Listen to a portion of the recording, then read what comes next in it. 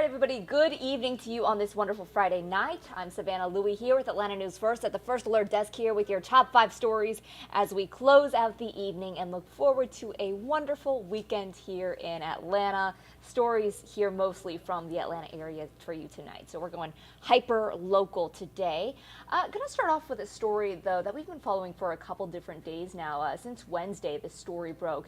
And it is a pretty concerning story that begins out of Fulton County, all surrounding the Fulton County Jail.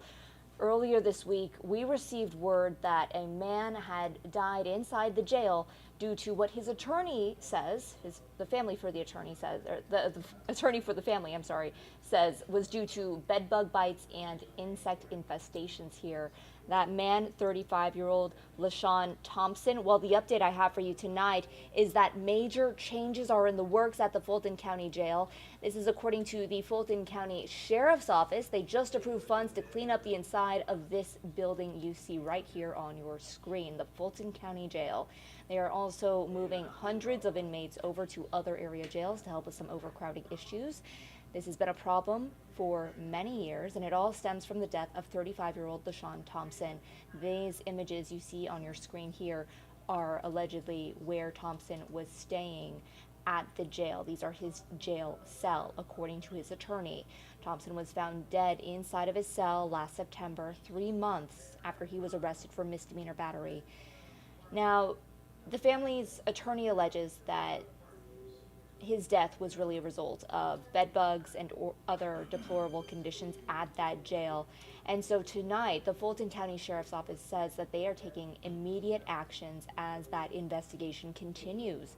Sheriff Pat Labatt has approved a $500,000 expenditure to address the bed bug and lice infestation at the jail. He also says they'll be updating protocols for security rounds and adding more staff to that mental health unit. Now, Labatt also says they're planning to transfer more than 600 inmates to counties in other areas in the Atlanta area to help with overcrowding. That'll cost approximately $40,000 a day. We've asked the Sheriff's Office which counties that they are going to be heading to. Haven't gotten a response yet, but the Fulton County Board of Commissioners will be talking about plans for a brand new jail at their meeting this upcoming Wednesday. We're going to continue to keep you updated with that. Again, this is a developing story we've been following since the news broke on Wednesday when it came out about that really concerning, really upsetting bed bug and insect infestation at the jail. I'm going to move on now to another story here. This comes to us partially out of Macon, but with some serious Atlanta ties. A viral video shows a Macon coach on a racist rant while in Atlanta, and that rant is directed at Black people along with people here in Atlanta. I'm going to go ahead and play part of that video for you right now. I want to warn you, it is a little upsetting to hear, so if you're sensitive or if you have kids in the room, now might be a good time to send them out for the next couple of minutes. And all right, here we go. Got the Glock by the bed, and we go. Room service. Y'all need y'all to bring me some chicken wings, 2.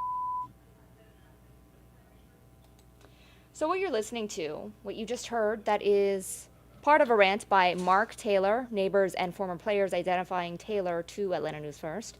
He lives in Houston County. He's a former school teacher. The NAACP chapter in Central Georgia called for the GBI, the Georgia Bureau of Investigation, to take a closer look at these specific comments and to see if any of the students Taylor had coached had ever experienced any racial prejudice. However, for trainers and coaches that we spoke with today, well, it exposes a critical role mentors play in guiding young people into college sports. Our Patrick Quinn was on this story. Now, Patrick also reached out to Coach Mark Taylor, again, this man on your screen, part of that video. We emailed, we phone called, also went by his house on Monday, did not get a response. But we're hoping to hear back sometime because I think that a lot of people are curious to hear Coach Taylor's response as to why he would say such things, how he could have said such things, and if this is part of a pattern of behavior. Right now, a lot more questions, I think, than answers. But that is one story that I felt like we needed to talk about tonight. Going to move straight along here to another story we've been following very closely for the past couple of weeks here out of DeKalb County. Huge impacts for anyone who has kids who are going to schools in DeKalb. They're looking for a new superintendent tonight. It's a pretty big deal because they had their first meet and greet with this man you see on your screen right here. This is the sole finalist for the school superintendent job. His name is Dr. Devon Horton. Right now, a meet and greet is happening at the DeKalb County School Board of Education in Stone Mountain.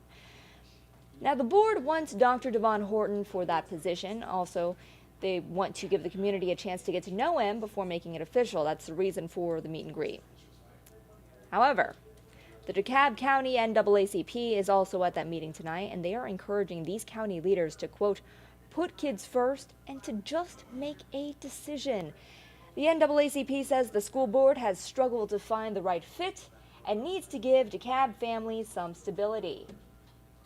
If you have been following along with this story for years, or if you are from the Atlanta metro area, you're familiar with the situation over at DeKalb, you know that their leader, their superintendent, has been in flux for years. Right now they have an interim superintendent after the previous one stepped out last year. It has been a whole process, and so I think that a lot of parents are craving that stability. A lot of families really craving that stability, and hopefully Dr. Devon Horton is the one who can give it to them, right? Okay, moving along to a positive story here, a story with a happy ending. I think that's what we all want to end our week with, right? A story with a good ending. It starts off pretty terrible, though. A restaurant that you may have dined at before claimed that someone had stolen not one, not two, but 3 of their live parrots from their property. That's terrible. We're talking about R. Thomas Deluxe Restaurant. The restaurant says the parrots were stolen this morning. They posted on their Facebook page 3 of them were stolen in what they believe to be a premeditated threat. There's a picture of 2 of them. They're so cute. You can see some of the surveillance camera here, though. Big truck followed by some of those cages in the back. Now, the restaurant also said that the person or people who took those birds spray painted their cameras in the driveway, and again, you saw that trailer with cages to take the parrots. Well, I told you, this story does have a happy ending. 9 hours after they were taken, those birds, Ruby, Peaches, and Cream, were all found in an undisclosed area of Atlanta. All 3 are now back home at the restaurant. They are safe, thank goodness.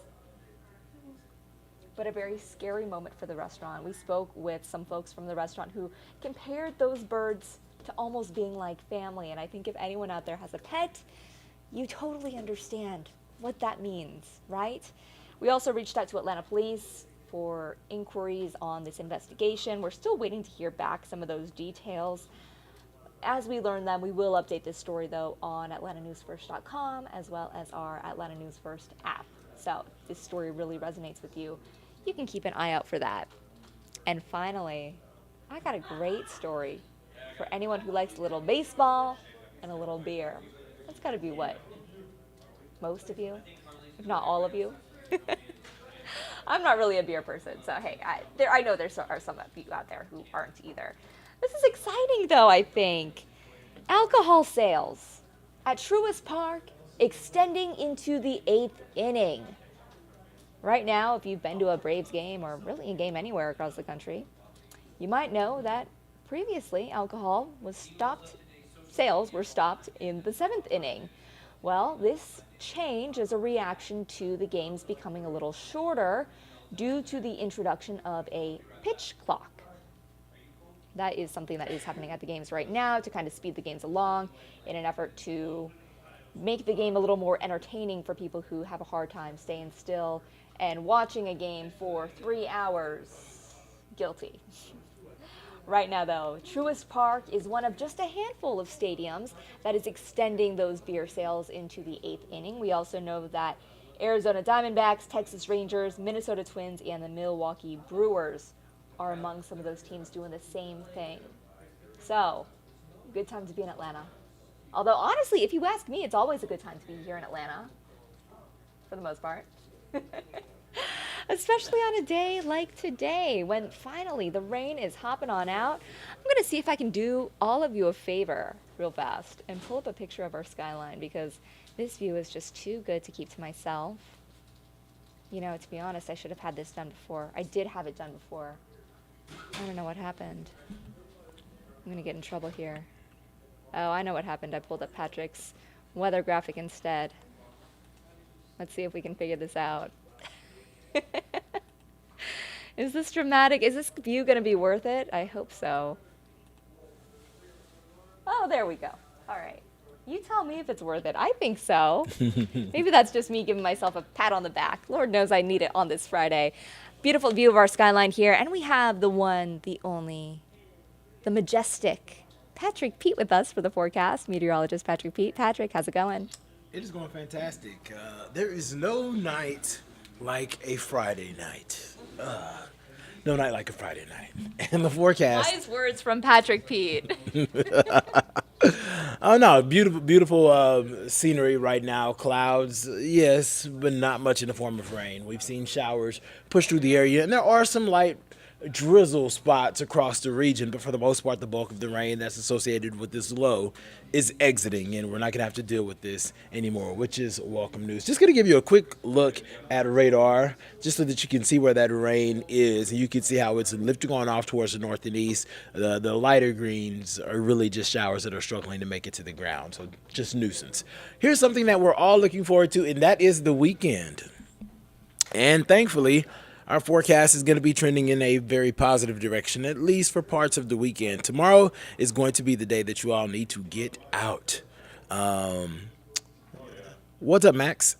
Tomorrow's the day for sure that you all need to get out and enjoy the weekend. There's a lot going on, and the weather is going to be cooperating. All day parts are going to be pretty solid in regards to where they should be for this time of year. Unfortunately, we are tracking a first alert for your Sunday, as we've been telling you about this cold front that's going to be moving through the area. It's going to bring a little energy with it, so we're going to have a chance for some showers, some thunderstorms, and that's why we're issuing that first alert, because it's the weekend and you all are trying to have Sunday fun days, and we have a rain chance, and we just want you to know that, so that maybe you can do, I can't rhyme anything fun with Saturday, so maybe you can just substitute Saturday and find a nice place to be for the afternoon and enjoy some sun and clouds and 70 temperatures, because it's going to be nice. And then as we head towards next week on the backside of that front, a little bit cooler on Monday, but the weather really does take a turn for the better as we head through the rest of the week, as we see temperatures. They're going to be in the 70s, 80s, and lots of sun.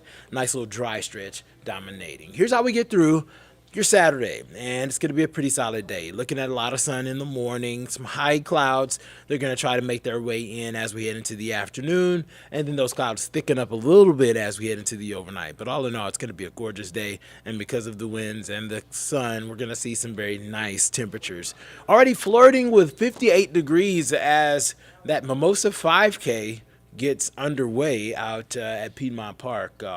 This is all associated with the Dogwood Festival. Runners getting out there at around 7, lining up to start at 8. It's going to be a very nice temperature. If you're a marathon runner, you know that upper 50s, low 60s is where you want it to be to run. I mean, this is 5K, not 26 miles, but, you know, definitely something that's going to be nice to get out and do, prepare you for the marathon season. I don't know if you guys are runners, but I'm trying to build myself to run my first full marathon later on this year. So I just might be out there getting in some miles with you all. Meanwhile, the numbers improve as we head into the afternoon. Lots of sun climbing into the mid to upper 70s on the back half of the day.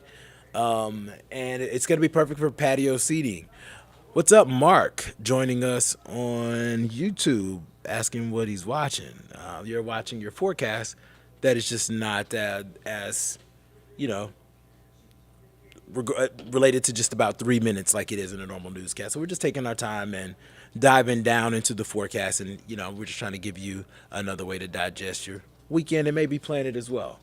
So we're at 77 degrees by the 2 o'clock hour. And if you're thinking about stepping out tomorrow evening, these numbers are pretty nice as well. Very comfortable temperatures through the evening. If you're stepping out for a night on the town, it's just going to be fantastic to be out and about. Meanwhile, as we turn the page to Sunday, we are looking at that level 1 out of 5 risk for a large chunk of our area. There is a level 2 that's going to include folks that are in Jasper, Putnam counties, as well as Morgan counties, and looks like a part of Clark and Coney County, stretching into Oglethorpe and Greene counties. So all of these folks are under that level 2 out of 5 risk, but our same parameters that we're concerned about are for both areas, and that's damaging wind gusts. We're talking about 60 miles per hour wind gusts being possible. We're also talking about some downpours, heavy downpours, isolated for sure, and then of course there's going to be some lightning embedded in these thunderstorms. So yes, Max, this is for storms. Now, the good news here is that this cold front is not looking cohesive. So if you've been with us through the last spring, these spring months, and we've been even the late winter months where we've getting these cold fronts that have been pretty potent, dipping down, we've tracked lines of storms, like a cohesive line that moved through and everybody got storms. This is not that type of event on Sunday. So this isn't a let's cancel all of our plans for Sunday. This is a let's be aware Sunday that we're going to be dealing with some isolated storm potential as we head into the afternoon. Here's what I mean by that. Uh-oh, looks like my graphic has, maybe I can restart it. Let's try. I can zoom through these real quick. Sorry, we're not in the weather center, but I think I can restart once I zoom out. Let's leave you with this shot just for a second until I get it right. Maybe 2 more clicks.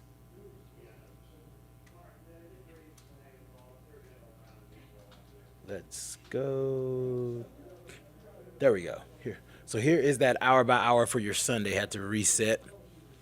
Notice how we're dealing with a little bit of moisture early in the morning. So we are going to expect some scattered showers, nothing that's too overwhelming. You head out to church, just have the umbrella. This is going to be the quieter part of the day. As we head into the afternoon, here's that cold front. And you can see this is where the thunderstorm potential lies. And you see you do not see a cohesive line of storms pushing through the area. You see an isolated thunderstorm or two. So we'll be tracking that as it slides towards the east.